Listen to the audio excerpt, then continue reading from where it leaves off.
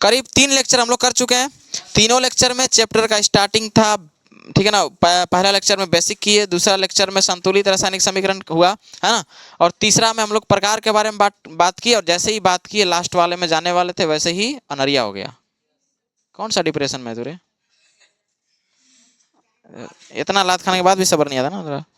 चलिए अब आता है अभिक्रियाओं के प्रकार। क्या आता है? अभिक्रियाओं के प्रकार। और आज हम लोग लास्ट वाले प्रकार के बारे में बात करेंगे आज के क्लास में, ठीक है।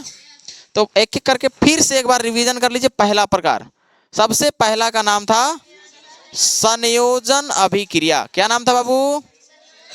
संयोजन अभिक्रिया। इस संयोजन अभिक्रिया में एक और रिएक्शन आता था जिसमें आता था ऊष्माक्षेपी अभिक्रिया। क्या आता था? ऊष्माक्षेपी अभिक्रिया। और इसमें मेन जो बताए थे श्वसन, और इसमें ऊष्मा निकलता है। संयोजन उसका मतलब जिसमें दो अभिकारक आपस में जुड़ के और एकल उत्पाद बनाता है। दूसरा आता था मेरे पास वियोजन अभिक्रिया। क्या आता था? ये वो अभिक्रिया है जिसमें एकल अभिकारक टूट टूट कर, ठीक है, दो या दो से अधिक न्यू उत्पाद बनाते हैं, उसे क्या कहते हैं? वियोजन अभिक्रिया। इसके अंतर्गत एक और अभिक्रिया आता है जिसका नाम है ऊष्माशोषी। जिसका नाम क्या है? ऊष्माशोषी, जो कि कल फाइनल हो चुका था। ऊष्माशोषी अभिक्रिया समझ आ गया? कोई दिक्कत नहीं ना है। चलिए आगे बात करते हैं तीसरा अभिक्रिया में, जिसका नाम था विस्थापन अभिक्रिया। क्या नाम था बाबू? विस्थापन अभिक्रिया। समझ आ गया? इसके अंतर्गत कोई दूसरा तीसरा रिएक्शन नहीं था, एक आता था द्विविस्थापन रिएक्शन। द्विविस्थापन रिएक्शन अभिक्रिया ना, द्विविस्थापन अभिक्रिया, ठीक है, द्विविस्थापन अभिक्रिया। द्विविस्थापन के अंतर्गत एक आता था जिसके बारे में कल ही बात किए थे, अवक्षेपण अभिक्रिया। क्या आता है? अवक्षेपण अभिक्रिया। अवक्षेपण अभिक्रिया। इतना तक हम लोग बात किए थे कल, ठीक है। देखिए एक बात है कि 4 लेक्चर में ये वीडियो खत्म हो रहा है, ये चैप्टर खत्म हो रहा है। कहने का अर्थ है कि अगर इसको चाह जाएं तो एक लेक्चर में भी खत्म हो सकता है। समझ आ गया? और ये तो हम ट्रिक बीच में डाल दे रहे हैं ना, इसलिए ट्रिक बताने में टाइम लग रहा है। अगर सीरियस पढ़ाया जाए तो ये चैप्टर पूरा 1 घंटे का है, पूरा चैप्टर खत्म हो जाएगा। समझ में आ गया? तो वो 1 घंटे वाला जो क्लास है आपका एग्जाम टाइम में चलाएंगे लास्ट में। समझ में आ रहा है ना? ठीक है। और ये भी बात बताया है कि ये क्लास पोस्ट होगा कब? 1 मार्च के बाद। मतलब जब 1 मार्च के बाद नहीं, 4 मार्च के बाद 5 तारीख से 6 तारीख से क्लास आपका पोस्ट होने लगेगा। समझ आ गया? तो जो लोग अभी जो क्लास छोड़े हुए हैं, क्योंकि अभी रेगुलर कितने लोग हैं चैप्टर को जो रेगुलर पढ़े हैं चैप्टर 1 से? कितने लोग हैं जो नहीं पढ़े हैं? हाथ उठाइए जो नहीं पढ़े हैं, एकदम ट्रूली एकदम हाथ उठाइए। पूरा छोड़ी है ना? जब से ये चैप्टर चालू हुआ है तब से कितने लोग क्लास छोड़े हैं? 1 2 3 4 5, मतलब काफी लोग हैं, ठीक है। इस चैप्टर को आप स्टार्टिंग से पढ़ लीजिएगा 5 मार्च के बाद। समझ आ गया? मतलब जब पूरा क्लास पोस्ट होगा तब कंप्लीटली पढ़ लीजिएगा, ठीक है। कोई दिक्कत नहीं ना है। तो पहला अभिक्रिया ये सब हो चुका था। एक लास्ट अभिक्रिया बचा था बाबू, 5वां, जिसका नाम है रेडॉक्स अभिक्रिया। और हमने कल बताया था कि रेडॉक्स अभिक्रिया इंग्लिश में नाम होता है लेकिन पूछता हिंदी में है। इसको हिंदी में कहते हैं अपयोपचय अभिक्रिया। क्या कहते हैं बाबू? अपयोपचय अभिक्रिया। इसी को इंग्लिश में कहा जाता है क्या चीज? रेडॉक्स अभिक्रिया। रेडॉक्स रिएक्शन ना, रेडॉक्स रिएक्शन, इसी को हिंदियों में डाल देता है। समझ में आ गया? कोई दिक्कत नहीं है। अब देखिए एक बात ध्यान से समझिएगा ना, 2 से 3 मिनट का है चैप्टर। समझ में आ गया? ये वाला इस टॉपिक को खत्म करना चाहे तो हो जाएगा। देखिए संयोजन अभिक्रिया के अंतर्गत ना बाबू 2 नाम आता है। कितना नाम आता है? 2 नाम आता है। ध्यान से सुनिएगा ना, बहुत जरूरी है। और ये रिएक्शन हमारे दैनिक जीवन में भी होता है। ऐसे तो 5 होता है लेकिन ये हम लोग ज्यादातर इस रिएक्शन को देखते हैं, लेकिन इस रिएक्शन को देखते हैं बट हमें पता नहीं है कि इसी में से रेडॉक्स होता है। समझ आ गया? देखिएगा सबसे पहला इसमें आता है जिसको बोलते हैं उपचयन अभिक्रिया। क्या आता है? उपचयन अभिक्रिया। समझ आ गया? इसी के अंतर्गत आता है उपचयन अभिक्रिया। इसी के अंतर्गत एक और आता है जिसको बोलते हैं अपचयन अभिक्रिया। क्या बोलते हैं बाबू? अपचयन अभिक्रिया। समझ में आ रहा है? आराम आराम से बोलिए, ज्यादा थकना नहीं है, ठीक है ना, क्योंकि आप लोग के अंतर्गत अभी आप लोग का एनर्जी थोड़ा सा कम है, ठीक है। देखिए एक आया उपचयन और दूसरा आया अपचयन। अगर कोई आपसे पूछे कि बताओ ई तक कितने लोगों को मालूम ही नहीं होता है, टेंथ क्लास तक उसको मालूम ही नहीं होता है। कोई अगर 10th में पढ़ रहा है ना, तो 10th क्लास में जाने के बाद भी उसे पता नहीं चलता है कि रेडॉक्स को हिंदी में क्या कहते हैं। तो क्या कहते हैं? अपयोपचय अभिक्रिया। याद हो गया? अब कोई पूछा ना कि अपयोपचय अभिक्रिया होता क्या है, तो ऐसे बोलेगा वैसी अभिक्रिया। क्या क्या बोलना है? वैसी अभिक्रिया जिसमें उपचयन तथा अपचयन दोनों अभिक्रिया होता है उसे कहते हैं रेडॉक्स अभिक्रिया। हो रहा है कि नहीं हो रहा है? अच्छा, एक साथ होता है, क्या होता है? एक साथ। तो इसका चल डिफिनेशन हम यहां ही लिख देते हैं। क्या लिखना है? वैसी अभिक्रिया। क्या लिखना है? वैसी अभिक्रिया जिसमें, समझ आ गया, उपचयन तथा, जिसमें उपचयन तथा अपचयन, समझ आ गया, दोनों अभिक्रियाएं होती हैं, समझ आ गया, होती हैं, ठीक है ना। उसे क्या कहते हैं? उसे ही कहते हैं अपयोपचय। क्या कहते हैं उसे? अपयोपचय अभिक्रियाएं, यानी कि इसको हम हिंदी में इंग्लिश में लिख सकते हैं रेडॉक्स अभिक्रिया। समझ में आ गया?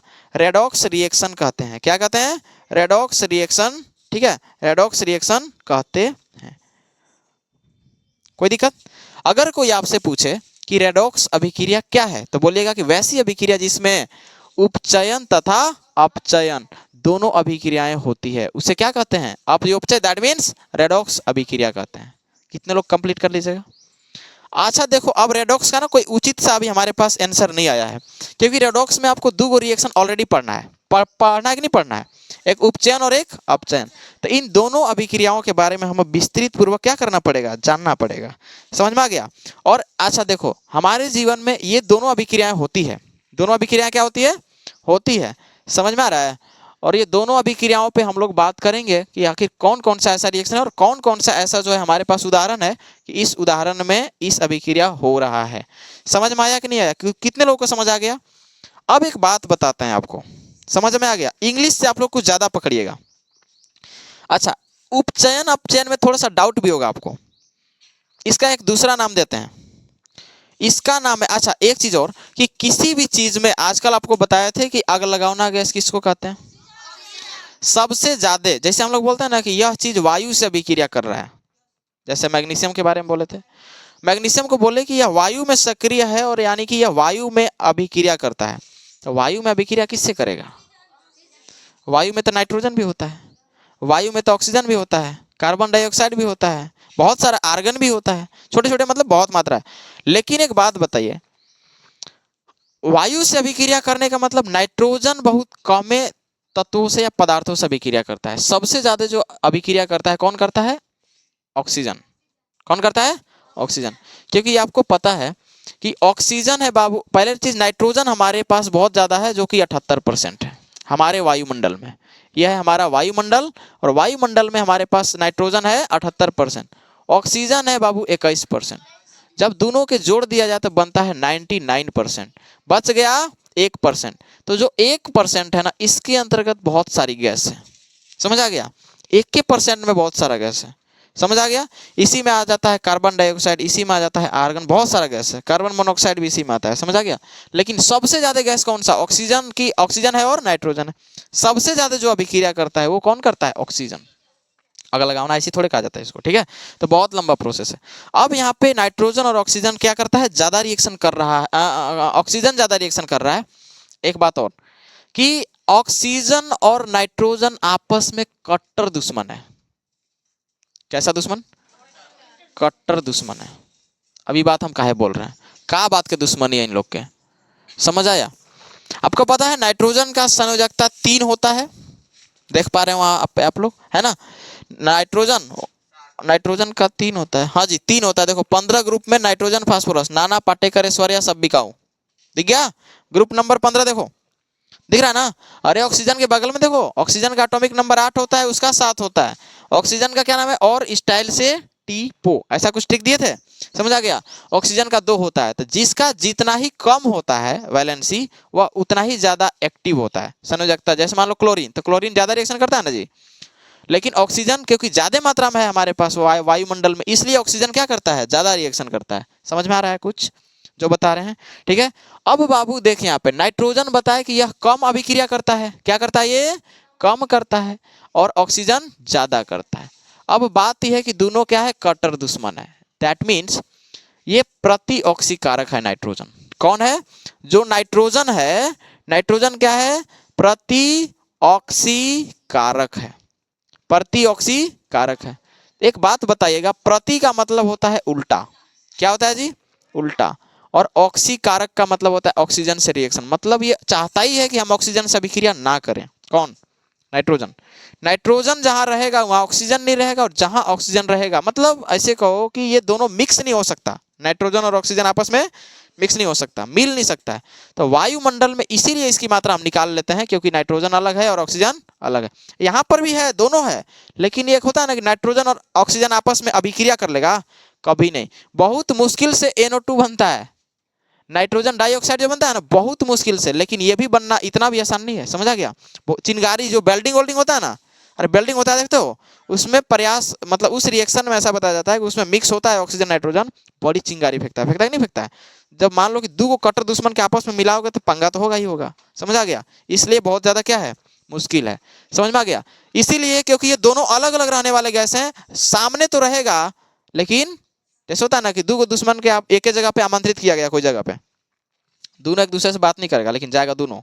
मान लो कि एक खास आदमी है, इसका भी है उसका भी है, ठीक है ना, दोनों जाएगा, लेकिन आपस में इन लोग दोनों बात नहीं करेगा, अपन दोस्त से मतलब रखेगा, ठीक है ऐसे। तो यही बात इन लोग का भी है, समझ में आ गया। अगर हम सांस खींचते भी हैं तो ऑक्सीजन भी जाता है, नाइट्रोजन वो जाता है, कितना परसेंट जाएगा, ये 78% जाएगा भाई, जितना रहेगा उतना नहीं जाएगा जी। अगर यहाँ पे मान लो धुआं रहेगा तो सांस लेंगे तो धुआं जी भी करेगा अंदर में, जो चीज रहेगा वो चीज जाएगा, ऑक्सीजन भी जाएगा कुछ परसेंट, लेकिन नाइट्रोजन 78 जाएगा और 78 निकल जाएगा, क्योंकि खून नाइट्रोजन को लेता है नहीं, तो फेफड़ा में गया लेकिन वहां से निकल गया चुपचाप, सांस छोड़ते हैं तो ऑक्सीजन गया, लेकिन कुछ ऑक्सीजन वहां से भी क्या हो जाता है, निकल जाता है, समझ में आया। ऐसे अंदर से कार्बन डाइऑक्साइड भी निकलता है, लेकिन यहाँ पे जो जो चीज, मान लो कि यहाँ पे बाइक का धुआं है, बाइक के धुआं में क्या रहता है, कार्बन मोनोऑक्साइड, क्या रहता है, कार्बन मोनोऑक्साइड, कुछ अजीब मांगता है, विषैला गैस है। लेकिन यहाँ पे अगर धुआं रहेगा तो क्या धुआं को सांस नहीं लेते हम लोग, लेते हैं, यानी कि कार्बन मोनोऑक्साइड था उसको हम सांस में लिए, ऐसा मतलब जो चीज है हमारे पास उसको हम ग्रहण करते हैं, यहाँ पे समझ में आ गया, कोई दिक्कत नहीं है।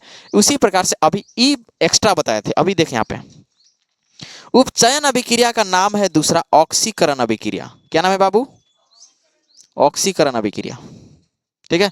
ऑक्सीकरण का मतलब ये होता है कि ऑक्सीजन इसमें जुड़ेगा, ऑक्सीजन क्या करेगा, जुड़ेगा, इसका मतलब यह है कि ऑक्सीजन जुड़ेगा। ऑक्सीकरण को बाबू इंग्लिश में कहते हैं ऑक्सीडेशन रिएक्शन, क्या कहते हैं, ऑक्सीडेशन रिएक्शन, याद रहेगा। उपचयन का मतलब ऑक्सीकरण, उपचयन का मतलब ऑक्सीकरण, ऑक्सीकरण को इंग्लिश में क्या बोले, ऑक्सीडेशन, क्या बोल दिए, ऑक्सीडेशन, याद रहेगा, याद रहेगा। उपचयन, उपचयन मतलब ऑक्सीजन इसमें है, यानी कि ऑक्सीजन जुड़ेगा, तो याद रहेगा ना, उपचयन मतलब ऑक्सीजन जुड़ेगा। अच्छा, उपचयन का दूसरा नाम याद रखो ऑक्सीकरण, ऑक्सीकरण तो नाम से पता चल रहा है कि ऑक्सीजन जा रहा है, नाम से पता है ना, ऑक्सी, ऑक्सी माने ऑक्सीजन, ठीक है ना, ऑक्सीजन इसमें जाएगा, ऑक्सीजन इसमें जुड़ेगा, समझ में आ रहा है। तो यहाँ पे तो लिख भी दिए O2 क्या करेगा, जुड़ेगा, समझ आ रहा है ना इतना। अब जो अपचयन है बाबू, अपचयन को हिंदी में कहते हैं अवकरण अभिक्रिया, क्या बोलते हैं, अवकरण अभिक्रिया। अवकरण को बाबू इंग्लिश में बोलते हैं रिडक्शन रिएक्शन, क्या बोलते हैं, रिडक्शन रिएक्शन। देखो इसमें ऑक्सीजन आया, अवकरण में ऑक्सीजन आ रहा है, नहीं आ रहा है। रिडक्शन, रिड्यूस होना, रिड्यूस का मतलब होता है कम होना, रिड्यूस का मतलब कम होना, इंक्रीज का मतलब बढ़ना, इंक्रीजिंग का मतलब बढ़ना, डिक्रीज मतलब घटना, इंग्लिश में डिक्रीज मतलब घटना, इंक्रीज मतलब बढ़ना, ठीक है ना। इसी प्रकार से रिड्यूस मतलब कम होना, रिड्यूस मतलब कम होना, ठीक है। ऑक्सीडेट, ऑक्सी आ रहा है ना यहाँ भी, यानी कि ऑक्सीजन जुड़ना। उपचयन भी कुछ इसी प्रकार से है, ऑक्सीजन जुड़ना।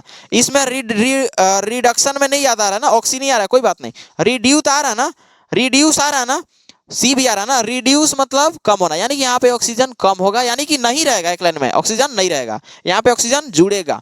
यहाँ पे क्या लिखेंगे, इसमें जुड़ेगा, कोई चीज जुड़ेगा। देखो दुनिया का कोई भी पदार्थ अगर आपस में जुड़ रहा है, किसी पदार्थ में क्या कर रहा है, जुड़ने का काम कर रहा है, तो उन सभी को हम लोग बोलते हैं कि वह उपचयन अभिक्रिया हो रहा है। देखिए 10th क्लास में आपको सिर्फ और सिर्फ इतना पढ़ना है कि इसमें अगर किसी भी पदार्थ में अगर ऑक्सीजन जुड़ रहा है तो वह कौन सा अभिक्रिया हो रहा है, उपचयन हो रहा है। 10th में सिर्फ इतना पढ़ना है कि किसी भी पदार्थ में अगर ऑक्सीजन जुड़ रहा है तो वह कौन सा अभिक्रिया है, उपचयन, यानी कि ऑक्सीकरण है। लेकिन एक्चुअल में सिर्फ ऑक्सीजन जुड़ना ही नहीं कहलाता है, ठीक है। 11th में जाओगे तो एक चैप्टर मिलेगा रेडॉक्स रिएक्शन का, जबकि यहाँ पे हम एक छोटा सा भाग बता रहे हैं ना, वहाँ पे एक चैप्टर मिलेगा किसमें, क्लास 11th के केमिस्ट्री में। समझ आ रहा है ना। अब वहाँ पे अगर आप जाते हैं कहाँ पे, क्लास 11th में एक चैप्टर मिलेगा, वहाँ पे पता चलेगा ना कि सब कोई भी तत्व आपस में जुड़ रहा है, तो इसका मतलब माने मेन है ऑक्सीजन पे फोकस रखना है, क्योंकि ऑक्सीकरण नाम है इसका। कोई भी चीज जुड़ेगा तो उसको बोलते हैं उपचयन। क्या बोलते हैं, उपचयन। लेकिन उपचयन का नाम अगर देख लेंगे ऑक्सीकरण, तो ऑक्सीकरण का मतलब होता है सिर्फ ऑक्सीजन जुड़ेगा। समझ आ गया, ठीक है, कोई दिक्कत। चलिए अब आते हैं इसमें, तो देखो अपचयन अभिक्रिया जो है ना, ये किसी को जुड़ने का अधिकार नहीं देता है। पहला चीज तो ऑक्सीजन जुड़ेगा नहीं इसमें, ऑक्सीजन जुड़ेगा इसमें, नहीं जुड़ेगा। तो यहाँ पे लिखेंगे ना ऑक्सीजन नहीं जुड़ेगा, ऐसे क्रॉस कर दिए, ऑक्सीजन नहीं जुड़ेगा, या ऐसे लिख दीजिए हिंदी में होगा ऑक्सीजन नहीं जुड़ेगा, ऑक्सीजन नहीं जुड़ेगा। समझ में आया। दूसरा, इसमें जुड़ेगा तो जुड़ेगा कौन, सोचने वाली बात है कि नहीं। जुड़ेगा तो जुड़ेगा कौन, तो एक के चीज का जुड़ने का ये अधिकार दिया है, पता है क्या, हाइड्रोजन। किसको अधिकार दिया है, हाइड्रोजन। इसमें सिर्फ जुड़ेगा तो कौन जुड़ेगा, H2 जुड़ेगा, H2 जुड़ेगा। और इसमें H2 जुड़ेगा नहीं, इससे H2 क्या करेगा, हटेगा। H2 क्या करेगा बाबू, हटेगा। समझ आ रहा है हम क्या बोले। रेडॉक्स अभिक्रिया किसे कहते हैं, वैसी अभिक्रिया जिसमें उपचयन अपचयन दोनों होगा, उसे बोलते हैं रेडॉक्स। रेडॉक्स में दो अभिक्रिया आता है, पहला उपचयन, दूसरा उपचयन को क्या बोलते हैं, ऑक्सीकरण। अपचयन को क्या बोलते हैं, अवकरण। ऑक्सीकरण में कौन जुड़ेगा, ऑक्सीजन जुड़ेगा, ठीक है। H2 क्या करेगा, हटेगा। यहाँ पे उल्टा हो रहा है, ऑक्सीजन नहीं जुड़ेगा, H2 जुड़ेगा। H2 के अलावा कोई माई का लाल इसमें नहीं जुड़ सकता। अगर आपको बोल दिया कि इस पदार्थ का अवकरण कराइए, क्या कराइए, अवकरण, पता है क्या बोल दिया, अवकरण कराइए, उसमें से कुछ नहीं करना, हाइड्रोजन के जोड़ लेना है। अगर बोल दिया मान लो कि ऑक्सीजन का अवकरण कराइए, ऑक्सीजन का अवकरण नहीं, जैसे मान लो कि सल्फर का अवकरण कराइए। सवाल क्या बोला, सल्फर का अवकरण कराइए, अवकरण, या बोल दिया अपचयन कराइए, क्या कराइए, अपचयन कराइए। तो क्या बोलोगे, सल्फर का अपचयन कराने के लिए बोल दिया तो कुछ करना नहीं। सल्फर का सूत्र क्या होता है, एस। अवकरण कराने के लिए बोला है ना, तो अवकरण में कौन जुड़ता है, H2। तो यहाँ पे क्या लिख देंगे, H2। तो यहाँ पे फॉर्मूला क्या बन जाएगा, H2S। बना कि नहीं बना, इसको बोलते हैं हाइड्रोजन सल्फाइड। क्या बोलेंगे इसको, हाइड्रोजन सल्फाइड। समझ आ रहा है। अवकरण कराने के लिए बोल दिया, ये नहीं बोलेगा कि इसको जोड़ दो, बस बोल दिया अवकरण कराने के लिए। तुमको पता होना चाहिए कि अवकरण बोल दिया तो H2 जुड़ेगा। बोल दिया कि किसी का हाँ मान लो कि बोल दिया इसी को कि अब की कराइए ऑक्सीकरण, यानी कि उपचयन कराइए, क्या कराइए, उपचयन। इस जगह पे अवकरण की जगह पे क्या बोल दिया कि उपचयन कराइए, और यहाँ पे अ की जगह पे क्या कर दिया, उ कर दिया, ठीक है। अब बताओ क्या करवाना है, यानी कि ऑक्सीकरण कराइए ना, तो कुछ करना नहीं, आंख मूंद के क्या लिख दो, O2। कभी कभी होता है कि एक O लगा सकते हैं, तो एक O लगाने के लिए 1/2 से भाग दे दीजिए, तो E2 से E2 कट गया, एक ऑक्सीजन हुआ कि नहीं हुआ, समझ आ गया। तो लेकिन यहाँ पे लगेगा O2, क्या लगेगा, O2। तो S + O2 तो क्या बन गया, SO2, सल्फर डाइऑक्साइड, जो कि प्रदूषण में सहायक होता है। 8 में पढ़े होंगे आप लोग, ठीक है, कोई दिक्कत नहीं ना है। तो आप समझ आ गया ना अवकरण और ऑक्सीकरण क्या होता है। ये बतिया बहुत ही सिंपल भाषा में हम लिखवाते हैं, आप एक एक करके डेफिनेशन, ठीक है, लिखवा दिया जाए। ये नोट में इसे भी लिखना है, उसे भी लिखना है। अब चलो एक एक करके इनको हम लिखवाते हैं। पहले सबसे पहला आता है उपचयन में, किस में आता है, तो यहां लिखेंगे, अपने से परिभाषा बना लीजिए, वैसी अभिक्रिया जिसमें ऑक्सीजन जुड़ता है उसे उपचयन कहते हैं। नहीं हो गया, ठीक है ना। वैसी अभिक्रिया, क्या बोलेंगे, लिखेंगे वैसी अभिक्रिया, ठीक है ना, जिसमें क्या चीज, ऑक्सीजन जुड़ता है, ऑक्सीजन जुड़ता है, जुड़ता है, तथा हाइड्रोजन का क्या होता है, ह्रास होता है। ह्रास का मतलब कमी होना ना, ठीक है ना। हाइड्रोजन का क्या होता है, ह्रास होता है, ह्रास होता है। उसे क्या कहते हैं बाबू, तो उसे कहते हैं उपचयन अभिक्रिया। क्या कहते हैं उसको, उपचयन अभिक्रिया कहते हैं, ठीक है। इसी का अन्य नाम क्या है बाबू, अन्य नाम क्या है, ऑक्सीकरण अभिक्रिया। इसी का अन्य नाम क्या है, ऑक्सीकरण अभिक्रिया। समझ आ गया, कोई दिक्कत नहीं है। इसका एक उदाहरण की बात करें, एक उदाहरण जो आपका NCERT में दिया है, हम अपना मन से नहीं बोल रहे, ठीक है। चलिए दिया है Cu + O2, Cu + O2, कोई दिक्कत नहीं। Cu एक तत्व है, इसमें आपको कराना है ऑक्सीकरण। ऑक्सीकरण कराने के लिए बोला, दैट मीन्स O2 से रिएक्शन करा देंगे। क्या बनेगा? बनेगा बाबू CuO। CuO संतुलित करने में कुछ मिस्टेक दिख रहा है? साफ दिख रहा है? क्या दिख रहा है?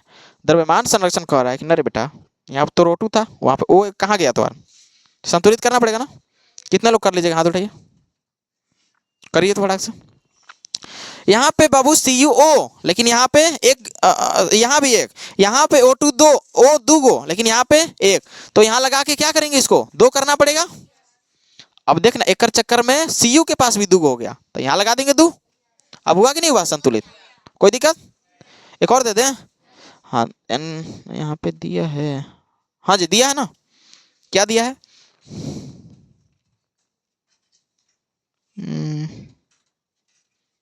चलो कोई दिक्कत नहीं, ठीक है। यहाँ पे दूसरा हो जा रहा है, ठीक है ना। चलिए जल्दी करिए तो फटाक से इसको लिखिए। अब हम लोग बताते हैं किसके बारे में? इसके बारे में, अवकरण के बारे में। उसके लिए थोड़ा जगह का इशू हो जाएगा, ठीक है ना, इसलिए अभी नहीं लिखते हैं। पहले आराम से आप लोग इसको लिख लीजिए, इसको भी लिख लीजिएगा। हाँ, एक बात और याद रखिएगा, नाइट्रोजन और ऑक्सीजन परस्पर क्या है? प्रतिऑक्सी कारक। मतलब ये दोनों एक साथ तो रहेंगे लेकिन आपस में अभिक्रिया नहीं करते हैं। नहीं तो आज तक नाइट्रोजन डाइऑक्साइड मिलता है हम लोग के पास, मिलता कि नहीं मिलता? क्योंकि हमारे पास यहाँ नाइट्रोजन भी है, ऑक्सीजन भी है, सब आपस में रिएक्शन कर लेता, समझा गया? फिर दूसरा गैस बन जाता हमारे पास, इसलिए दिक्कत होता। ये क्या है? प्रतिऑक्सी कारक। अभी तो नहीं के बताएंगे, सब बताएंगे, हड़बड़ाने की जरूरत नहीं है। पहले इतना आप लोग फटाक से क्या करिए, फाइनल करिए। तो जितना जल्दी हो सके उतना जल्दी आप लोग फाइनल करिए पूरा। जो नहीं लिखता है उसके लिए हमारा सुझाव बस ये रहेगा कि तुमको एक दिन न एक दिन सूझेगा। जो नहीं लिखता है उसके लिए मेरा सुझाव ही है कि तुमको एक न एक दिन सूझेगा, क्योंकि आज इसको नहीं सूझ रहा है तो एक न एक दिन सूझेगा। चलिए, उपचयन में कोई दिक्कत नहीं ना। जिसमें ऑक्सीजन जुड़ेगा हाइड्रोजन की ह्रास होगा। ह्रास का मतलब होता है कमी। जैसे बोलता है ना, दिन भर काम करके शाम के ह्रास के थक जाता है आदमी, तो बोलेगा कि ऊर्जा कम हो गया, कमी हुआ ना जी, ऊर्जा कमी, यानी कि ह्रास गया वो, समझ आ गया? ह्रास का मतलब कमी। इस जगह पे लिख भी देना कोष्ठ में, और का कमी क्या हो जाता है? कमी, ठीक है। कोई दिक्कत?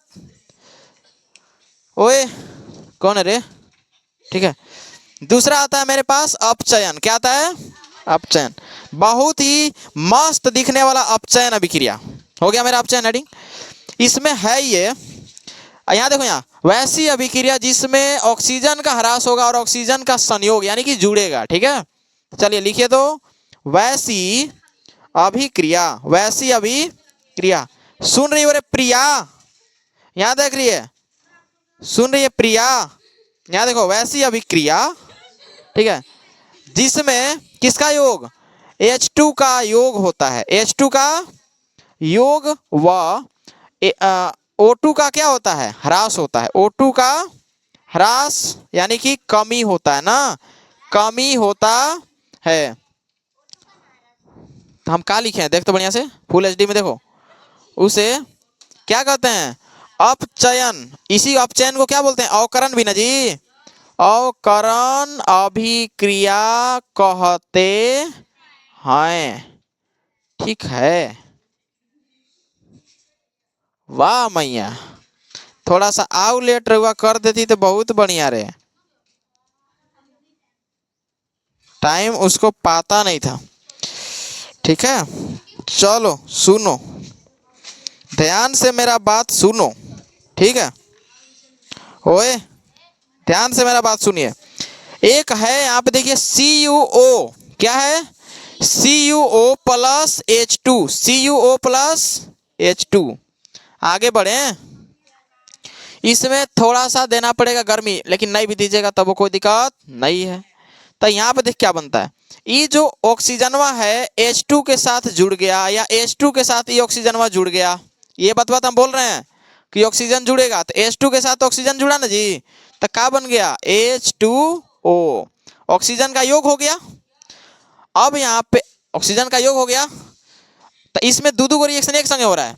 जिसमें ऑक्सीजन जुड़ा इसका हो गया उपचयन, और इसके पास से ऑक्सीजन हटा तो इसके पास हो गया अपचयन। अब बेचारा Cu अलगे फेंका गया, एकदम उताने फेंका गया। सोचने वाली बात है ना। CuO प्लस H2, तो यहाँ पर इसके साथ ऑक्सीजन हाइड्रोजन जुड़ा ना जी, इसके साथ, ठीक है, इसके साथ हाइड्रोजन जुड़ा, इसका हो गया। देखो इसको अलग लिखते हैं, इस उदाहरण को आप लोग लिख लीजिएगा। देखिए कॉपर के पास से ऑक्सीजन गायब हुआ कि नहीं हुआ, हाइड्रोजन जुड़ा कि नहीं जुड़ा, तो ऑक्सीजन के साथ जुड़ा ना, H2O प्लस Cu बन गया। समझ में आया कि नहीं आया? इसी अभिक्रिया को हम अलग लिखवाते हैं, पूरा लिख चुके हैं आप लोग, अलग इतना बढ़िया लिखवाते हैं कि आप लोग को सब समझ में आ जाए। इसको मिटा दें ऊपर वाला खाली। चलिए देखिए इसमें थोड़ा सा, यहाँ पे बाबू देख, यहाँ पे लिखे हैं CuO plus H2, CuO plus H2। आगे बढ़ते हैं, ये रिएक्शन था अभी वाला। पता है एक चीज, यहाँ देखो, यहाँ आगे हमारा प्रोडक्ट क्या बना, H2O प्लस Cu बना ना जी।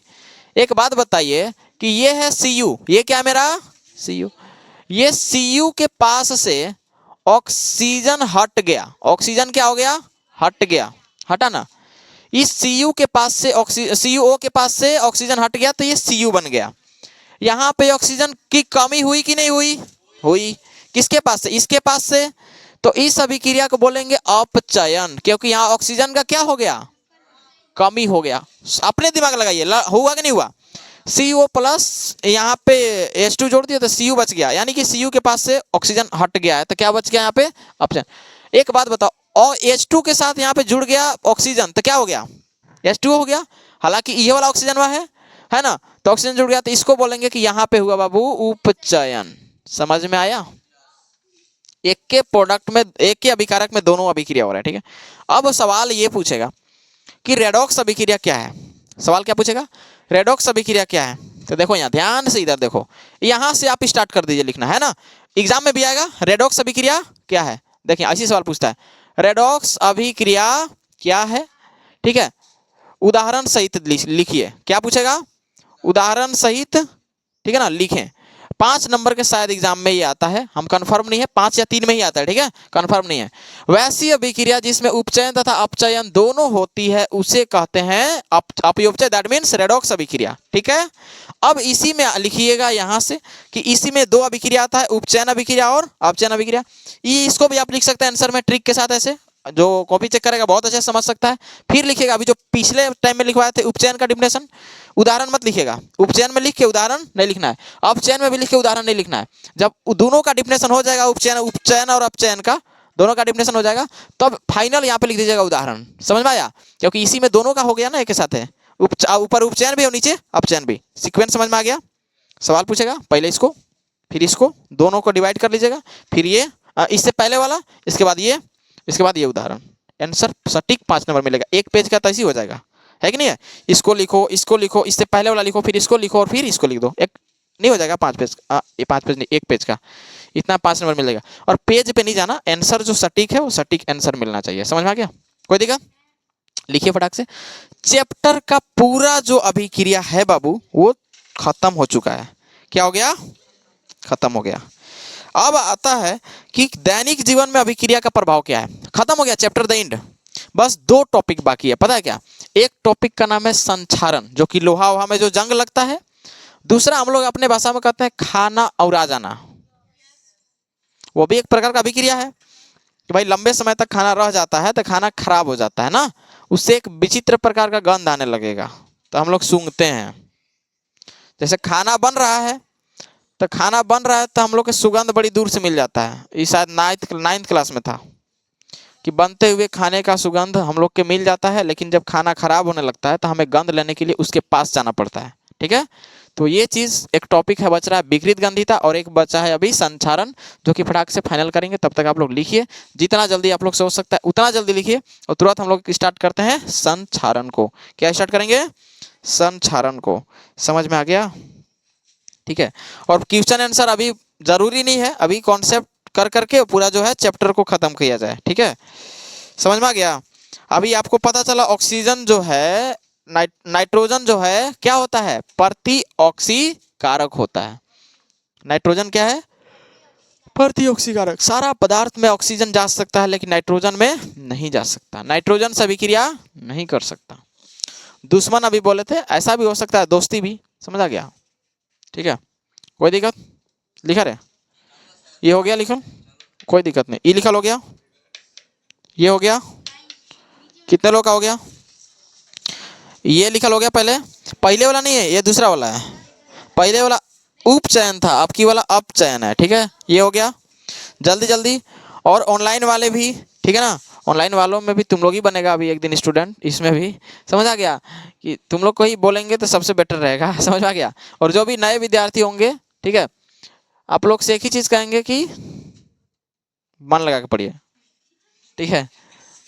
मन लगा के पढ़िए, दिन रात पढ़िए, खाते हुए पढ़िए, नहाते हुए पढ़िए, हंसते हुए पढ़िए। बाप अगर पीछे से लाठी मार रहा है तब पढ़ते हुए रोइए, लाठी मारेगा तो हंसेगा रे, ठीक है, पढ़ते हुए रोइए। और लड़की लोग अगर माई अगर बेलना चला के मार रही है, कोई बात नहीं, किताब हाथ में रहना चाहिए। क्योंकि जब बड़े बड़े देश के वीर सपूत देश के लिए शहीद हो गए, तो तुम लोग किताब के लिए शहीद हो जाओ। ठीक है, चैप्टर पढ़ने के लिए शहीद हो जाओ, ठीक है। लेकिन मम्मी पापा को इतना तो जरूर बुझा रहा होगा कि बेटी और बेटा किताब पढ़ रहा है तो शहीद नहीं करना है एक नहीं के, समझ रहा है, क्योंकि इन लोग सेवा करेगा आगे चल के, ठीक है। पढ़ने के लिए टाइम निकालिए, क्योंकि 10th क्लास इतना भी हल्के में मत लीजिए, ठीक है ना, फिर नहीं तो एग्जाम टाइम में इसको भारी में लेना पड़ सकता है, ठीक है। इसीलिए अभी जो है धीरे धीरे भार उठाइए। हम ये प्रवचन के साथ आपको कहना चाहते हैं कि ये चैप्टर अब खत्म हो रहा है, समझ में आ रहा है। सिर्फ 2 टॉपिक बाकी है। एक टॉपिक का नाम है वही लोहा में जंग लगना, और एक टॉपिक का नाम है खाना को खराब होना, ठीक है। हाँ, उसके बाद ये चैप्टर खत्म होगा। थोड़ा बहुत क्वेश्चन आंसर करवाया जाएगा, थोड़ा बहुत क्वेश्चन आंसर करवाया जाएगा। फिर चैप्टर स्टार्ट होगा अम्ल क्षारक एवं लवण, ठीक है। हो गया, लिखल हो गया, मिटाया जाए, ओके, इधर से मिटा दिया जाए, ठीक है, ठीक ठीक ठीक। चलिए, तो बहुत ज़्यादा प्रवचन देंगे तो वही बाबा अनुरुद्धाचार्य हमको बनना पड़ जाएगा, जो कि हम बिल्कुल नहीं चाहते हैं, पसंद नहीं है हमें। मिटा दें, ठीक है। चलिए, हो गया। पढ़ने में मजा आया कि नहीं? चैप्टर बहुत ज़्यादा आया कि कम आया रे? कम आया। लथेर क्लास छोड़ेगा तो कम ही आता है, समझ में आया। अगला टॉपिक है हमारे पास संक्षारण। क्या जी? संक्षारण, ठीक है। देखिए, संक्षारण सबसे पहले याद रखो कि ये जब भी होगा तो धातु में होगा। धातु, समझ आ गया? यह जब भी होगा तो धातु में होगा, याद रहता है, याद रहेगा। यह रिएक्शन जब भी होगा तो धातु में। अब सवाल है कि धातुओं के बारे में ज्यादा नहीं पढ़ना, क्योंकि क्लास 10th के साइंस के चैप्टर नंबर 3 में चैप्टर का नाम है धातु एवं अधातु, और आप लोग 8 क्लास में पढ़ चुके हैं। जो 8 क्लास में धातु धातु बहुत बढ़िया से पढ़े हैं, यहाँ पे आने के बाद टेंशन नहीं होगा उतना, ठीक है। चलिए, तो चलना कहीं नहीं है, चैप्टर की ओर चलना है।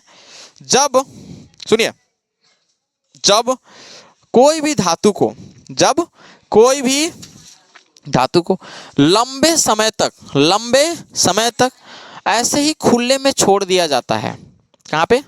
खुले में छोड़ दिया जाता है, तो वह धातु वायु से अभिक्रिया करेगा, करेगा कि नहीं करेगा? वायु के करना मतलब ऑक्सीजन से, अभी बताया था ना। जैसे मान लो कि पीछे हमारा खिड़की है, उस खिड़की में चींटी लग रहा है, जिसको बोलते हैं जंग लगना। वो लोहा ही तो है एक प्रकार से, जो भी है, मतलब धातु है ना जी एक प्रकार से। वो ऐसे ही छोड़ा गया है, उसमें वो आ रहा है कि नहीं, क्या बोलते हैं, ऑक्सीजन से रिएक्शन कर रहा है कि नहीं? ठंडी के दिन में शीत से रिएक्शन कर रहा है कि नहीं? गर्मी के दिन में भी उसके ऊपर कोई ना कोई प्रभाव पड़ रहा होगा। बरसात के दिन में उसमें पानी भी पड़ता होगा, है ना। अम्ल से भी रिएक्शन कर रहा होगा, क्योंकि हमारे ही इन्वायरमेंट में सारा चीज़ है।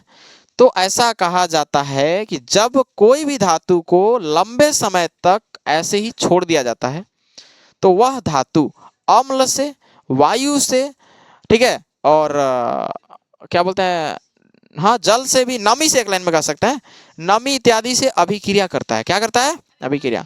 और उसके ऊपर कोई परत जम जाता है। धातु होगा तो धात्विक परत जमेगा, धातु होगा तो धात्विक ऑक्साइड बनेगा, क्योंकि ऑक्सीजन से क्रिया किया ना, वो परत जम जाता है। और वह परत जो है जम जाता है तो उस धातु का क्षरण होने लगता है। क्षरण का मतलब नुकसान होना। यहाँ उतर, यार यहाँ लाओ ना इसको, इधर लाओ, इसको लाओ, यहाँ लाओ ना, यहाँ लाओ, तुम भी लाओ रे, यहाँ लाओ, लाओ ना, यहाँ पे लाओ ना, थोड़ा सा लाओ, लाओ थोड़ा सा लाओ।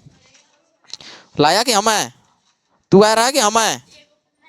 लाओ यार, फेंको मत, हमको कैच नहीं आता। और किसके पास है रे? किसके पास है? अब हम दिखा रहे निकालो उसको। किसके पास है? और किसके पास है? सृष्टि कुमारी निकाल रहे तो तुम भी निकालो। जिनके पास लड़का हो या लड़की, जिनके पास निकालो तो हमने हाथ काट देंगे सीधे। निकालो जल्दी, निकालो जल्दी। तो हड्डी तूर नहीं था, हड्डी तूर, हड्डी तूर, ये तो कांटी मारेंगे सीधे। बोल और किसके पास? ईमानदारी से बता दो किसके पास है। हाथ ऊपर कर रहे सब रे, फटाक से हाथ ऊपर करो, लड़का लड़की सब। लाओ यहाँ, लाओ उधर, यहाँ लाओ। आ जाए, आ जाए, हम आए, आ जाए, आना पड़ेगा। लाओ यहाँ पे, अरे वीडियो बाढ़ में जाए। लाओ यहाँ। और ही किसके पास है? लाओ रे यहाँ। था नहीं, ये तो बाला है। ये लो।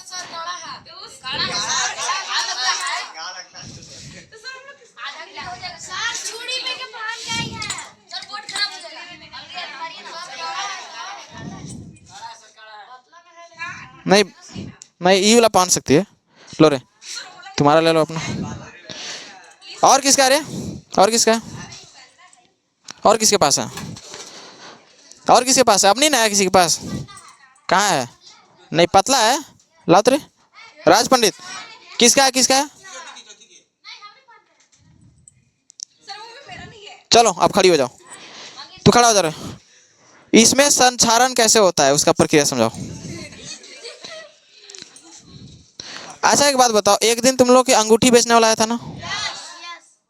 कितने लोग का लूटे थे रे? 10-10 रुपये वाला अंगूठी पहन रहे हो। पहनना है तो गोल्ड वाला पहनो ना। और तुम्हारी टेंशन क्या ले रहे हो? ब्याह शादी होगा खुदे मिलेगा। अरे भाई सुन, पहले सुन सुन सुनो, हल्ला नहीं करो बाबू। ओए सुना, पहले सुन लो। ब्याह शादी होगा तो खुदे मिलेगा। ये काड़ा काहे रखे हो रे? किसका है? नहीं नहीं, तू खड़ा हो पहले। अभी अभी ना लतवासे थे तोरा। तू खड़ा हो, रोशन कुमार खड़ा हो जाओ। नहीं बताओ, ये वीडियो अगर पापा के पास जरूर भेजना। वीडियो तो बन रहा है बाबू। आए पापा खरीदवाए हैं? मम्मी खरीदी है तो कल मम्मी के लेके आना। तू भी मम्मी के लेके आना रे। तू अपने खरीदा है तोरा? ए सुन रहे, एकरा ई जब अपने खरीदा तो इसको अपने अभी मारते हैं। अब इसकी मम्मी खरीदी है तो इसकी मम्मी को कल बुला के आना, ठीक है?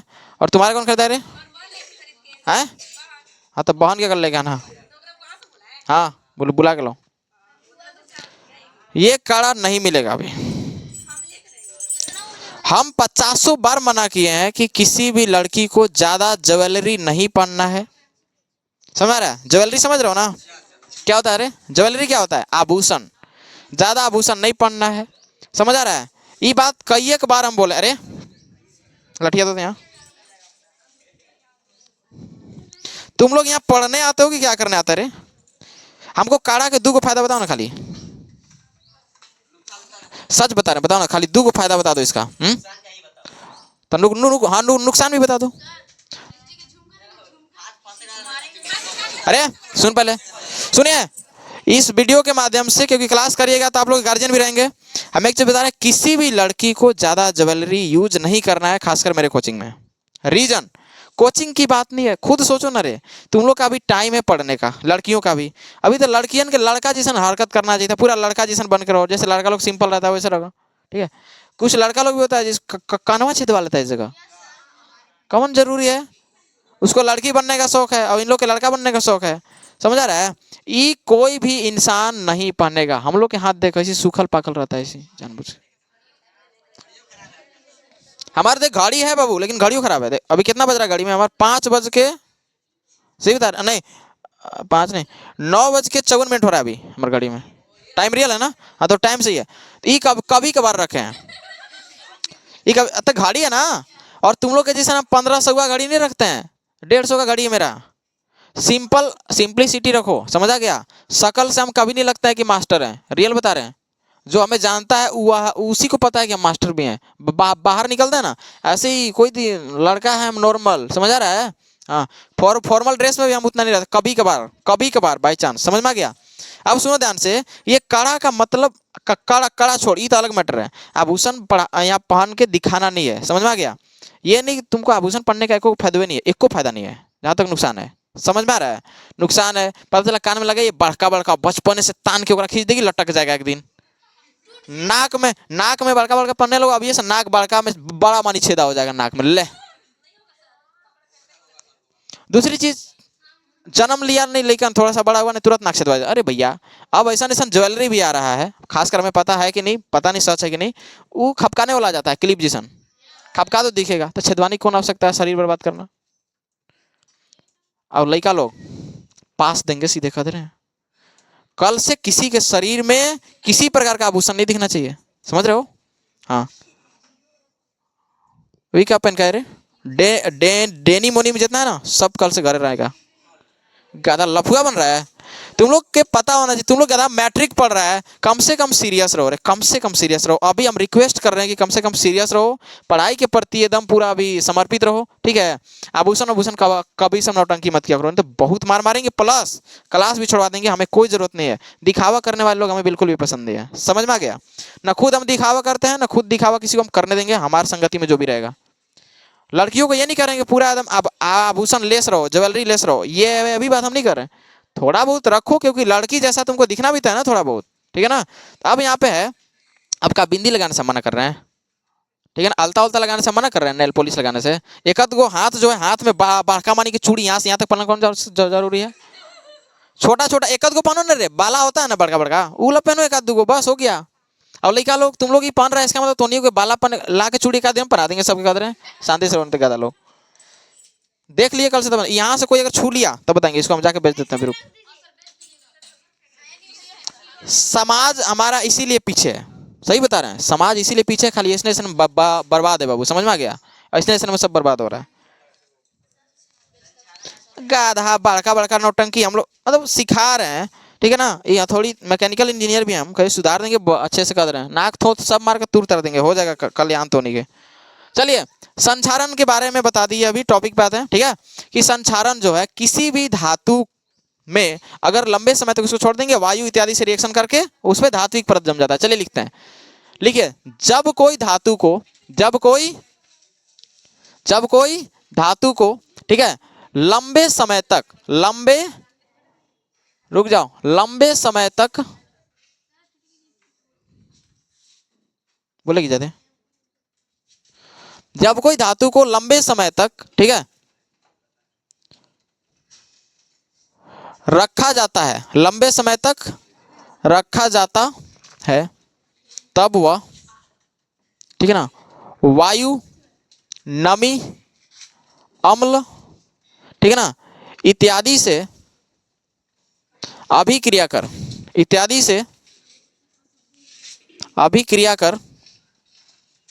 क्या बनाता है? धात्विक ऑक्साइड बनाता है। क्या बनाता है? धात्विक ऑक्साइड बनाता है, जो उसके परत पर ही क्या हो जाते हैं? जमा हो जाते हैं। मैग्नीशियम वाला दिए थे ना, रिबन वाला, पर ही क्या हो जाते हैं? जमा हो जाते हैं, तथा फिर धातु का क्षरण होने लगता है। धातु का क्या होने लगता है? क्षरण का मतलब नुकसान, धातु का क्षरण यानी कि नुकसान, ठीक है, होने लगता है। ये लंबा हम लिखवा दिए, शॉर्ट भी लिख सकते हैं ना, होने लगता है। उसी प्रक्रिया को क्या कहते हैं जी? संक्षारण कहते हैं। क्या कहते हैं बाबू? संक्षारण कहते हैं। हम कितना अच्छे से प्यार से आप लोग के पढ़ाते हैं जी, ठीक है? और उम्मीद रखते हैं कि चलो बढ़िया करो। देखो, जो पढ़ा लिखा होता है ना, ये सब कुछ नहीं करता, सही बता रहे हैं। जो पढ़ा लिखा तेज होता है वो सब, ये सब अटर पट्टर, ठीक है, ये सब नहीं करेगा। तुम्हारे पास रियलिटी बता रहे हैं, तुम्हारे पास ज़्यादा आभूषण है, ये चीज़ प्रतीक करता है। वो चीज़ प्रतीक ये है, किसी भी लड़कियों को हम बता रहे हैं, और लड़का लोग के पास भी, जो ज़्यादा सूट बूट में रह रहा है, इसका मतलब तू खुद बकलोल है। तुम्हारे पास कुछ है नहीं, ज्ञान था ही कि नहीं, तुम्हारे पास ज्ञान तो है नहीं कि दिखावा तू करेगा। तुम्हारे पास उसने चीज़ें जो दिखावा करेगा। लड़कियों को भी कहते हैं, जो ज़्यादा सूट बूट में रह रही है, समझो कि तेरे पास कुछ है ही नहीं है, ज्ञान नहीं है, तुम्हारे पास ज्वेलरी है जो तू दिखा सकती है, बस। समझ आ रहा है? पढ़ो लिखो, उस लायक बन जाओ कि जो ज्वेलरी आज माई बाप तो नहीं के दे रहा है, वो ज्वेलरी तुम खुद ले लेकर माई बाप को दो और अपना कमाई से पहनो। वो दिखावा जरूरी नहीं, पहले हम बताए ना, कोई भी काम करो उसका फायदा नुकसान दोनों देखो। जिससे हमारा फायदा ही नहीं हो रहा है, जितना कि सब तो नहीं पहनते हो उतना कि तो नहीं खाएगी पिएगी तो शरीर स्वस्थ रहेगा, सोचने वाली बात है कि नहीं। ठीक है, चलिए ठीक है। तो संक्षारण क्या है बाबू? जब कोई धातु को लंबे समय तक रख देंगे तब वो संक्षारित हो जाती है, सिंपल डिफिनेशन।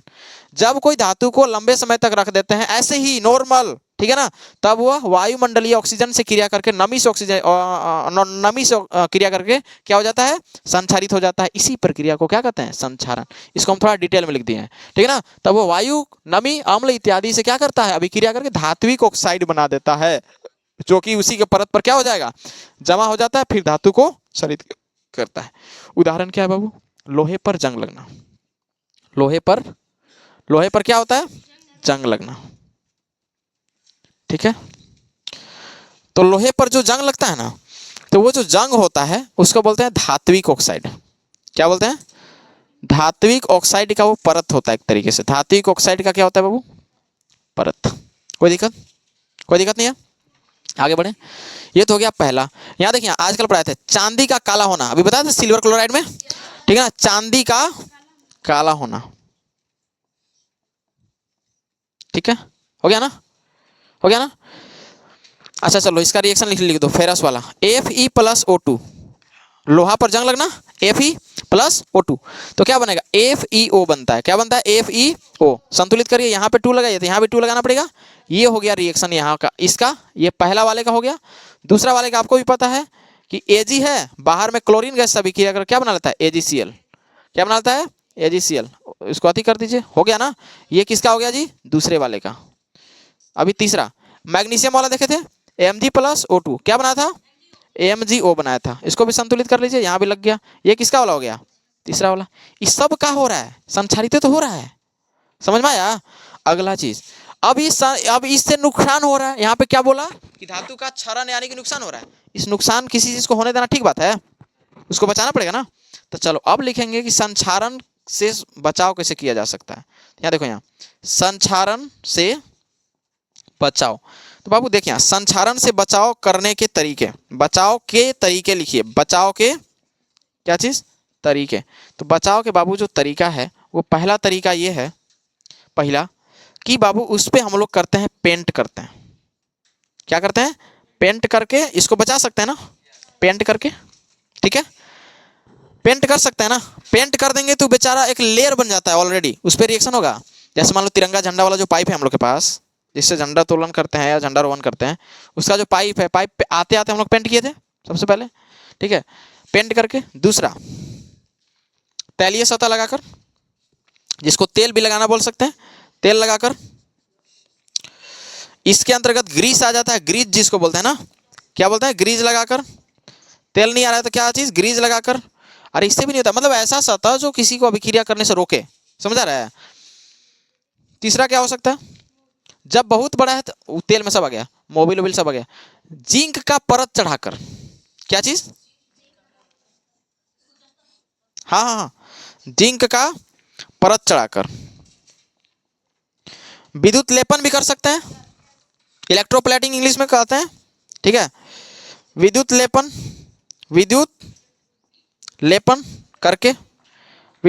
करके, जिसको इंग्लिश में क्या बोलते हैं? इलेक्ट्रोप्लेटिंग। क्या बोलते हैं इंग्लिश में? इलेक्ट्रोप्लेटिंग। आइए मैं यहाँ सपना देखा तू कितना बजे हम बोले थे? बैठिए। कलिंदा खुद आई है 9:30 बजे। बैठ जाइए आप, माताजी बैठ जाइए। और भी इसी प्रकार से देखिए, साइकिल का जो चक्का होता है, साइकिल का चक्का जिसको रिन बोलते हैं ना भाई, साइकिल का हैंडल जो चमकता है बहुत ज्यादा, तो क्रोमियम का परत चढ़ा दीजिए, उसको बोलते हैं क्रोमियम। क्या रहता है? क्रोमियम। यहाँ देखो, वे बोल रही थी तखन से, क्रोमियम का परत चढ़ाकर। इसी प्रकार से बहुत सारा तरीका है ना बाबू, ठीक है। ये संक्षारण से बचने का क्या है मेरे पास? तरीका। इससे लोहा खराब नहीं होगा। लोहा ही नहीं, किसी प्रकार का धातु हमारा खराब नहीं होगा। समझ में आ गया? अभी जितने लोगों को बैठने में दिक्कत है, टेंशन मत लीजिए, इस महीना का लास्ट तक वेट करो। सही बता रहे हैं, इस महीना के लास्ट, कसम बता रहे हैं। कोचिंग में अभी स्टूडेंट भर लेना, बेंच भर देंगे, बेंच। समझ में आ रहा है? सही बता रहे हैं, बेंच भर देंगे पूरी तरीके से। कोई लोग है ना, बताए थे ना अभी कि 5 गो बेंच डालकर और क्या करता है, स्टेटस लगाता है ना। हम स्टेटस जब लगाएंगे तो पता ही चलेगा, हम ही लिख के स्टेटस लगाएंगे, कोचिंग में बेंचों से पूरा फुल हॉल हो चुका है। और एक टाइम आएगा कि स्टूडेंट भी फुल करेंगे, वेट करो, क्योंकि मेरा ही नाम है अमित सर। समझ आया? सही में हमको बहुत कम लोग जानता है, कोचिंगिया के काफी लोग जानता है। कोचिंगिया का ब्रांड बना दिया यहाँ पे, सच बता रहे हैं, कोचिंग ब्रांड बन चुका है। बस कोई जाने या ना जाने कि अमित सर कौन है। ऐसे ऐसा नहीं कि नहीं जानता, शकल से सब जानता है, बट नाम बहुत कम जानता है। बस नाम से इतना जानता है कि पब्लिक कोचिंग सेंटर वाले अमित सर हैं। समझ आ गया? या पब्लिक कोचिंग सेंटर में पढ़ाने वाले टीचर हैं। हो गया, मिटा दें इसको, क्योंकि ये थ्योरी है बाबू, किसी प्रकार का कोई दिक्कत नहीं है। देखो पूछेगा तो इस पर टिप्पणी लिखने के लिए पूछता है, बोलता है कि इस पर एक टिप्पणी लिखिए। टिप्पणी को इंग्लिश में कहा जाता है कमेंट। क्या कहा जाता है? कमेंट कहा जाता है। ठीक है, कमेंट का मतलब टिप्पणी लिखिए। अगला हमारे पास आता है विकृत गंधिता, जिसके बारे में अभी हम बताने वाले हैं। इसको लिखिए फटाक से। चलिए, अब आता है मेरे पास अगला टॉपिक। कौन सा टॉपिक? अगला टॉपिक है जी, जिसका नाम क्या है? संचारण, क्या बोलते हैं, विकृत गंधिता। क्या नाम है? क्या नाम है? विकृत गंधिता नाम है ना।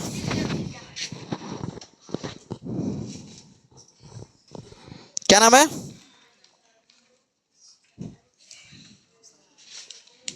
चलिए,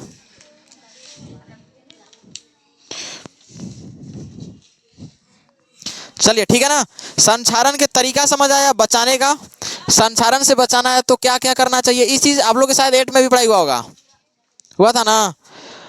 आज का टॉपिक है, फिर लास्ट टॉपिक है बाबू, ध्यान से सुन लीजिएगा। इसका नाम है विकृत गंधिता।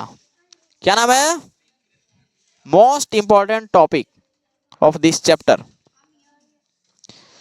देखिए, यह भी सिंपल है। जैसे धातु जो है उस पर परत जम गया ना लंबे समय तक छोड़े तो, ठीक है ना। अब इस पे क्या है, इस पे क्या है कि कोई भी खाना है, कोई भी खाना को, अच्छा देखो, जो जिस योग्य होता है उसी प्रकार से उसका नाम दिया। जैसे देखो, पीने वाले पदार्थ कोई है, पीने वाला, पीने योग्य कोई पदार्थ है तो बोलते हैं कि ये पेय पदार्थ है। कैसा पदार्थ है? अगर कोई खाने योग्य पदार्थ है तो उसको बोलते हैं खाद्य पदार्थ। क्या बोलेंगे उसको? ठीक है। तो जो जिस योग्य होता है उसी प्रकार से हम लोग क्या देते हैं, उसका नाम देते हैं। तो उसी प्रकार से बाबू सुनिए ध्यान से, कोई भी अगर खाद्य पदार्थ है, कोई भी क्या है, अगर उस खाना को लंबे समय तक छोड़ दिया जाए तब क्या होगा उसके साथ? उस खाने में से एक विकृत प्रकार का गंध आता है ना, एक विचित्र क्या आएगा, गंध आएगा। समझ में आ गया? उसी खाने की उसी प्रक्रिया को बोलते हैं विकृत गंधिता। क्या बोलते हैं इसको? विकृत गंधिता। तो लिखिए उसको, जब कोई खाद्य पदार्थ को, जब कोई खाद्य पदार्थ को लंबे समय तक, ठीक है जी, खुले छोड़ दिया जाता है, खुले छोड़ दिया जाता है, ठीक है जी, तो वह उपचयित हो जाता है। हम क्या बोले? उपचयित हो जाता है, मतलब ऑक्सीजन से क्रिया कर लेता है ना। तो उसको वैसे ना लिख करके हम लिखते हैं तब वह ऑक्सीकृत हो जाता है। क्या हो जाता है? वो, क्योंकि उपचयित होना मतलब ऑक्सीकृत होना, बात देखिए ना जी, उपचयन को ही क्या बोलते हैं? ऑक्सीकरण, ठीक है ना। तो वह ऑक्सीकृत हो जाता है तथा उससे एक विकृत प्रकार का या एक विचित्र गंध आने लगता है, एक विचित्र गंध आने लगता है। इसी प्रक्रिया को क्या कहते हैं बाबू? विकृत गंधिता कहते हैं। इसी प्रक्रिया को क्या कहते हैं? विकृत गंधिता कहते हैं। विकृत गंधिता कहते हैं। कोई दिक्कत? इसका उदाहरण है खाना खराब हो जाना। उदाहरण लिखने की आवश्यकता नहीं है, ठीक है, पता ऐसी चल रहा है कि खाद्य पदार्थ से संबंधित है। यह एक ऑक्सीकरण अभिक्रिया, ऐसे तो लिख सकते हैं ना। यह एक उपचयन अभिक्रिया जी, एक बात है, यह एक उपचयन, दैट मीन्स ऑक्सीकरण अभिक्रिया है ना, ऑक्सीकरण क्या है? अभिक्रिया है। हो गया? कोई दिक्कत? जैसे खाना, भात होता है, दाल होता है, खुले समय तक छोड़ दीजिएगा तो क्या हो जाएगा? खराब हो जाएगा। कोई दिक्कत? अब चलो आगे देखिए, इसे देखिए खाने की जो पैकेट होता है, खाने की पैकेट, जैसे आप दुकान में जाइएगा, दुकान में जाने के बाद उसमें एक धातु का लेपन कर देता है, एल्युमिनियम का, पतला सा पन्नी पन्नी पन्नी। देखो खाद्य पदार्थ के पन्नी को एल्युमिनियम का बनाया जाता है, एल्युमिनियम से बनाया जाता है, एल्युमिनियम से बनाया जाता है। इसी प्रकार से एक और सवाल है, देखिए, अगर आप कोई चिप्स या कोई कुरकुरा लेते हैं तो उसके अंदर आपको जैसे 10 रुपया के कोई चिप्स लिया तो 2 रुपया के चिप्स मिलेगा और 8 रुपया के उसमें हवा भरल रहेगा। ऐसा होता है ना? कोई चिप्स का कोई थैली लिया, 2 रुपया के उसमें चिप्स रहेगा और 8 रुपया के हवा भरल रहेगा। रियलिटी है। वो 8 रुपया के हवा कौन सा हवा होता है? नाइट्रोजन। तो बोल सकते हैं ना कि चिप्स के थैली में कौन सा? Nitrogen gas. कौन सा गैस जी? बहुत ज्यादा पूछता है, सवाल आता है एग्जाम में। चिप्स के थैली में नाइट्रोजन गैस भरी जाती, समझ आ गया? चिप्स के थैली में कौन सा गैस? Nitrogen gas. कोई दिक्कत नहीं है? चिप्स के थैली में नाइट्रोजन। अच्छा, अब सवाल है कि नाइट्रोजन का है जी, कोई दूसरा का है नहीं। क्यों नहीं खराब करता है? क्योंकि खराब होने के लिए बाबू चाहिए हमको ऑक्सीकरण, यानी कि ऑक्सीजन के कारण क्या होता है? खाना खराब होता है। कोई ऐसा गैस डालो ना जो ऑक्सीजन को कुछ समझे ही नहीं, अभिक्रिया ही ना करे, मतलब वो प्रतिऑक्सीकारक हो। तो प्रतिऑक्सीकारक कौन था? अभी तो बताए थे। अब सिंपल समझ आ गया कॉन्सेप्ट? क्योंकि नाइट्रोजन प्रतिऑक्सीकारक है, इसलिए चिप्स के थैली में कौन सा गैस? कभी कभी खाना को फ्रीज में भी रखते हैं तो खराब नहीं होता है, क्योंकि वहां भी ऑक्सीजन नहीं जा सकता है, इसलिए खराब नहीं होता है। नहीं तो खुले में छोड़ के दे, कैसे खराब हो जाएगा ना, तुरंत खराब हो जाएगा। औरा जाना, अपन भाषा में क्या बोलते हैं? औरा जाना। कुछ लोग अरुआ जाना बोलते हैं। सही में कुछ लोग अरुआ जाना बोलते हैं। जैसे बिहार साइड में जाओगे, हम लोग बोलते हैं औरा जाना, बिहार साइड वाला बोलते हैं अरुआ जाना। खनवा के अरे बोलता है, ठीक है बाबू। अब होता है चैप्टर द एंड। कुछ और बता देते हैं। चिप्स के थैली को अगर आप भरते हैं, चिप्स के थैली को आप देखते होंगे तो इसमें गैस तो भरा रहेगा बाबू, गैस तो भरा रहेगा, लेकिन देखना थोड़ा सा ना, थोड़ा जगह ही खाली रहता है। जगह क्या रहेगा? खाली। क्यों? चिप्स के थैली में कितना भी हवा क्यों ना भरा रहे, चाहे किसी भी थैली में, उसमें हल्का सा हवा कम रहता है। रीजन बता दे, रीजन क्या है? क्योंकि पृथ्वी के ऊपर वायुमंडल है, सरफेस पे है। ये वायुमंडल का दाब धरती के नीचे ज्यादा होता है और ऊपर कम होता है। समझ आ गया? ध्यान से बात सुनना। पृथ्वी पर जो वायुमंडल है, यहाँ पे दाब ज्यादा है, पृथ्वी का दबाव ज्यादा है, किसका? हवा का। और जैसे जैसे ऊपर जाएंगे तो दबाव क्या हो जाएगा? कम हो जाएगा। अब सवाल ये है कि पृथ्वी के जो ऊपर दबाव लग रहा है हवा का, उस हवा के दबाव के लिए चिप्स के थैली में थोड़ा सा जगह छोड़ल रहता है, इसीलिए पचकता है थोड़ा थोड़ा, ठीक है। लेकिन उहे वाला चीज जाके अगर आप ले जाइए हवाई जहाज पे, फ्लाइट पर, ठीक है, यहाँ से लेके चिप्स का थैली लेके बैग में रख लो, लेके चल जाओ कहाँ पे? ऊपर, तो पूरा फूल जाता है। चिप्स का जो थैलिया है ना, जो हवाइया कम था, वो पूरा पैक हो जाएगा, पूरी तरीके से पचक भी नहीं करेगा। अगर वहां पे लफड़ा ई हो गया कि अगर नीचे से पैक कर दिए पूरा एकदम, हवा टन भरे हुए हैं, और लेके चल गए वहां ऊपर, फट जाएगा और पूरा छितरा जाएगा, सबके मुंह में चल जाएगा कदू। समझ आ गया? जो कि फ्री में चल जाएगा, ऐसा समझ में आ गया? तो जनरली यही कहा जाता है कि नीचे कोई भी चीज का हवा हम लोग भरवाते हैं ना, उसमें थोड़ा थोड़ा मात्रा कम रहता है, कम में रखते हैं, थोड़ा सा रखते हैं कि नहीं रखते हैं? ज्यादा नहीं, क्योंकि ज्यादा हवा रखने से भी टायर और फटता है ना एक बैग। दूसरी चीज, अब एक सवाल है कि जैसे हम लोग सांस लेते हैं, अभी हम लोग सांस ले रहे हैं तो ऑक्सीजन के साथ साथ नाइट्रोजन भी जाता है संगे संगे, ठीक है ना। क्योंकि हमें चाहिए 21% क्या जाता है मेरे पास? ऑक्सीजन। सब ऑक्सीजन का यूज नहीं करते, अब कितना करते हैं 5वां चैप्टर में बता देंगे आपको, ठीक है। साथ साथ अब बताओ कि नाइट्रोजन गैस है यहाँ पे जा रहा है नाइट्रोजन भी। जब हम बीमार पड़ते हैं तो हॉस्पिटलाइज करवाया जाता है, तो मान लो कि ऑक्सीजन की जरूरत पड़ गया, ऑक्सीजन सिलेंडर लगाया जाता है। ऑक्सीजन सिलेंडर में ऑक्सीजन तो होता है लेकिन नाइट्रोजन उस सिलेंडर में नहीं होता है। अब बताओ कि नाइट्रोजन नहीं होता है तो साथ साथ कौन सा गैस रहता है? हीलियम रहता है। क्या रहता है? ऑक्सीजन के साथ कौन रहता है? हीलियम। हीलियम बाबू अक्रिय गैस होता है। कौन सा गैस है जी? अक्रिय गैस है कि नहीं है? मतलब क्रिया नहीं करेगा ऑक्सीजन के साथ, हीलियम नहीं करेगा क्रिया। जैसे नाइट्रोजन नहीं कर रहा था ना यहाँ पे, उसी प्रकार से यह भी क्रिया नहीं करेगा। नहीं करेगा तो इसको ले जाने में क्या दिक्कत है? और प्लस में हल्का भी गैस है। तत्वों में ऊपर से जैसे जैसे नीचे आएगा तो भार बढ़ता है, और जैसे जैसे ऊपर रहेगा तो वो हल्का रहता है। समझ में आया? तो देखो वहाँ हीलियम ऊपर है लेकिन नियोन थोड़ा सा भारी हो जाएगा, आर्गन भारी हो जाएगा, क्रिप्टॉन भारी हो जाएगा। इस प्रकार से ट्रिक होता है सब जगह का। ठीक है, कोई दिक्कत? अब होता है मेरा चैप्टर द एंड। 4 लेक्चर तक हो गया। जो लोग अभी चौथा लेक्चर में है वो पीछे का फर्स्ट लेक्चर, सेकंड लेक्चर, ठीक है ना, और थर्ड लेक्चर देख के ही इस लेक्चर में आएगा। लेकिन अगर आप इस वीडियो के यहाँ तक पहुंच चुके होंगे तो आप अवश्य तीसरा दूसरा पहला देखे होंगे, है कि नहीं? कोई भी अगर यहाँ तक पहुंच गया होगा तो पिछला देखा ही होगा, इसके बाद ना यहाँ पहुंचेगा, इस वीडियो के यहाँ तक पहुंचेगा। ठीक है ना? तो ये पॉइंट है, समझ में आ गया ना बाबू? चैप्टर का सिर्फ कॉन्सेप्ट हम बता दिए हैं, क्वेश्चन आंसर अभी नहीं करवाया जाएगा, उसका सीरीज हम बाद में चलाएंगे। समझ आ गया?